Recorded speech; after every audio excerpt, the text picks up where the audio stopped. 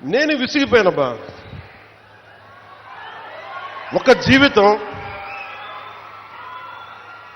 Road మీద వెళ్తుంటే ఒక యాక్సిడెంట్ అయితే పోతాం. మన ముక్కు పచ్చలారని పిల్లలు చచ్చిపోయారు రోడ్డు మీద వెళ్తుంటే. ప్రాణానికి ఎక్కడ గ్యారంటీ ఉంది? అలాంటిది ఒక ఆశయం కోసం నా ప్రాణం పోతే నాకు ఓకే, కానీ పోయే ముందు చాలా మంది తాట తీసేస్తానని చెప్తున్నాను, గుర్తుపెట్టుకోండి. ఒళ్ళుపై తెలియకుండా, బాధ్యత లేకుండా, అడ్డగోలుగా మేము చేసేస్తాం ఏదైనా, మొత్తం తీసి రోమం తీసి కింద కూర్చోబెడతాం, గుర్తుపెట్టుకోండి.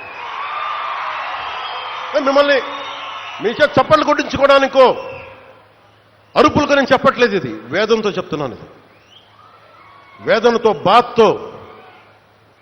ఒక్కళ్ళు మాట్లాడలా, మనకి రాష్ట్ర విభజనప్పుడు ఒక్క ఎంపీ కూడా మాట్లాడలా. రాష్ట్ర విభజన జరిగితే మాకు వచ్చే నష్టం ఏంటి మాట్లాడలా. జరగకూడదు నేను ఒక్కడెళ్ళి కూర్చొని ఎంపీల్లో మాకు ఈ నష్టం వస్తుంది మాట్లాడడానికి భయం, కొడతారో లేదు వ్యాపారాలు పోతాయేమోనని. అంత దరిద్రపు గొట్టు బతుకులు ఎందుకు మనకి? ధైర్యం లేని సమాజం ఎందుకు? ధైర్యం లేని నాయకులు ఎందుకు? సిగ్గుండాలి కదా మనకి.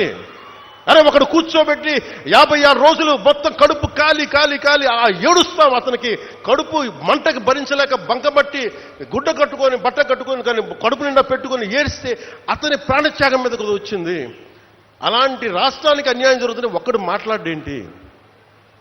నాయకులు చేసిన తప్పులకి ప్రజలను ఎలా శిక్షిస్తారు? ఆ కోపం ఎవరికి ఉండద్దా?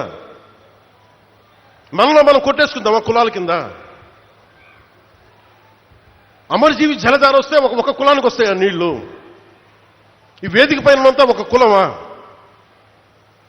పనిచేసే వాళ్ళంతా ఒక కులమా? ఏం మాట్లాడతారు ఒక్కొక్కడు?